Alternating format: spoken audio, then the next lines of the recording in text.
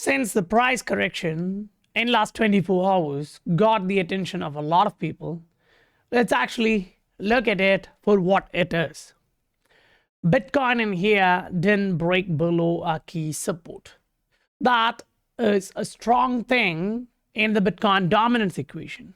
So when you do pick up the Bitcoin, this is your micro support, which is not broken yet. That's one.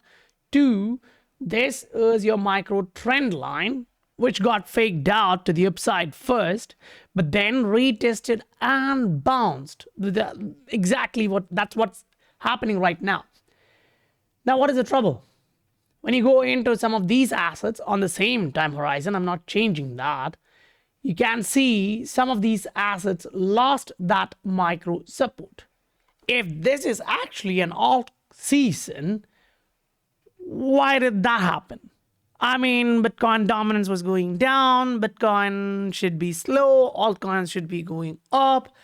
That was the narrative. But why?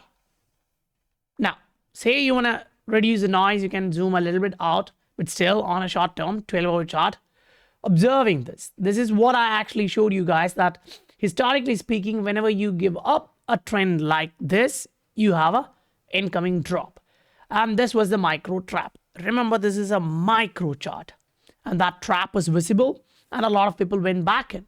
Yeah, by the time the price wicked to 3.7, a lot of people entered. Now watch this. From that chart, it was already clear that you had a negative divergence on a 12-hour. What happened today, just a couple of hours before, was you got a day candle close, which confirmed a negative divergence. Now, some people may argue different things, but understand this. Here, it's a textbook pattern. Price going up, RSI going down. Now, sometimes it's not textbook pattern. There, it's confusing. I agree. But here, it made us a little bit easy way. Now, next, 3-day chart. This is something you need to consider. You had this level, which is the 1. You had this level, which is the 2. So can we go back? Can we look at some of these things and talk about it sincerely? Like, you got the 1 here, which was not the textbook 1, obviously. The candle closes, if you look at those, it would look somewhat like this. Like the price came back to the almost same top, but the RSI collapsed. Yeah, so the negative divergence was there, but it was not textbook pattern. And then what happened? The very next one, the price went up, but the RSI failed to do that. Now, in here, you got a textbook negative divergence first. 2, it's again another textbook negative divergence, and that's on a 3-day chart. Good.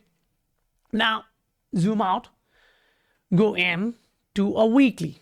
I think a lot of people consider weekly as a strong one, so I would argue that it is a good one to look at. Now, you have the 1 here, which is good, which is a negative divergence, strong one, which would look like this till the first point. Now you have the second one, which is micro. Yeah, local highs there, local lows here. So in different horizons for sure, but you actually got to see clear movements, one to the upside, one to the downside. This is basics, right? So when you do look at all of these things, you have one thing to watch out for. What is it? Keep that in your mind. Yeah. So if you look at XRP, things are a little bit clear. Now you go to Ether. I think Ether may look a bit weird right here, but if you are focusing on the macro structure, then this is in front of you. Long-term trend line that has been acting as a resistance before, where you had a fake out and made the top. It is right now acting as a resistance, and this is a chart showing you weekly structures. So you're not on a short term, you're not looking at those in a micro scenario, rather you are focusing on things which actually matters. Good. Now watch, when you jump on to other assets, say Solana, a lot of people are interested in this asset, saying it's about to go rip to $600, $1,000. Good. Let's try and understand what it's doing on a weekly chart. This is your trend line formation, and you haven't given up that trend line yet. You're getting very close for sure. I agree. But you have not yet given up on it. One. So that's happening while the price has gone up. And again, that shows you the 1 and the 2 and the 3.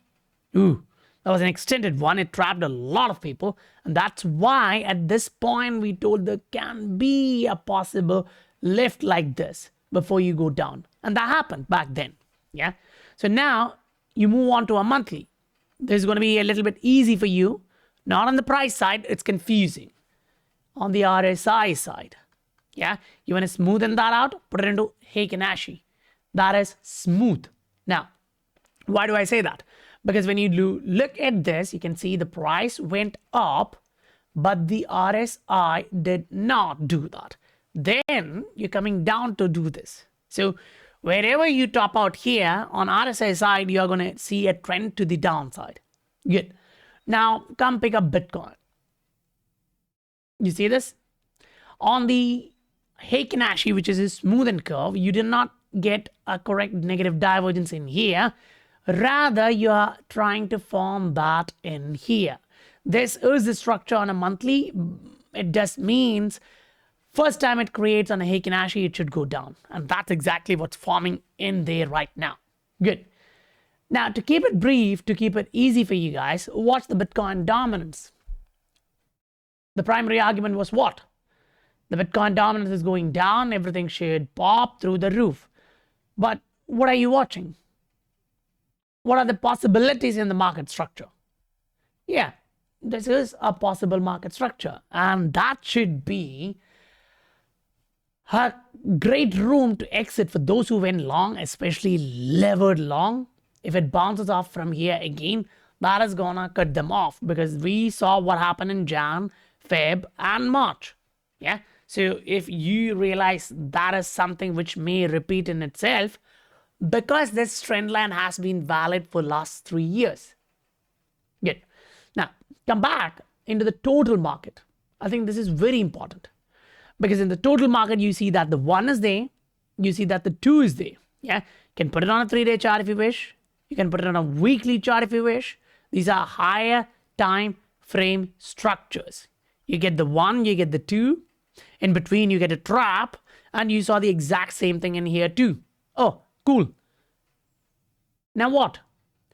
The upside in each frame is different. That is what confuses, right? Here it went up like 100% to the upside, and here if you measure that was just 50. So I was personally imagining like last time it was a 60% to the upside. This time it would be much limited. So that would be what? 30% in here. But the price is arguing, no. Watch, I can push higher. So that is the trap which I'm talking about. Think about this. Right now, based on the second leg, you're there. But based on the first leg, you're not. So the way the market confuses each and everyone, including me, is huge. What we have to try and execute is to look for key divergence. Where the big guys are moving out. This is why I told you guys, okay, watch on a daily. There is a possibility forming in where you may do like this and then go down. Why?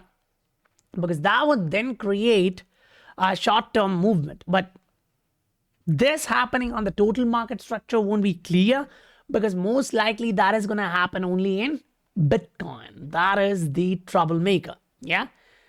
A lot of people would look at this and think, okay, what exactly is happening? This is where we are. We didn't break that to the downside. If we do like this, what happens? Yes, on a daily, you already have a negative divergence. Yes, on a 3-day, you have a macro negative divergence, but you may also form a micro negative divergence. This was the key last time. Yeah. So maybe we are going to do that. Maybe we are not. But the odds are clearly in front of us. Now, in the total market structure, I would now like to take you into the alt market scenario, right? You're watching the altcoin market. Now, the altcoin market has a trend line in here. Last time we visited that couple of times. So if we are to do that, then there is a possible drop coming in. Now, why am I saying that? Because the bearish engulfing candles. We have seen that previously, and depending on the depth of that, the downside was bigger. If it was huge, it was a deep downside. Now, if you move into a weekly chart, because we will soon get a weekly candle close, and such a weekly candle close may actually argue this to us. Now, there are some differences from last cycle in the price action, which is making it a little bit difficult to understand. But this time around, the price is arguing not the textbook pattern for sure. That confuses a lot of us. But right now, the price came back almost close to the previous top. But the RSI is nowhere near that. One is around 82. The other one is at 64. Whereas the price came this close, meaning you pick up the price top to that, it's 5% difference. You actually pick up the difference in the RSI and you can actually see somewhere around 16, say 15% plus difference. So that is a divergence. Yes, it's not textbook divergence. It's not making it easy. So I don't think the whales would make it easy for us to understand. And that is clearly visible on XRP side of the equation, because remember the arguments made. Yeah. While the next negative divergence was being made, this was the structure. The RSI crossed to the upside. I mean, the MACD crossed to the upside. Boom, the price went up. Yes, it did. Yes, it did. I agree. But the moment it formed a macro negative divergence, then it worked out a micro negative divergence. So why not such a possibility plays out? That is huge in itself. So be careful and be disciplined.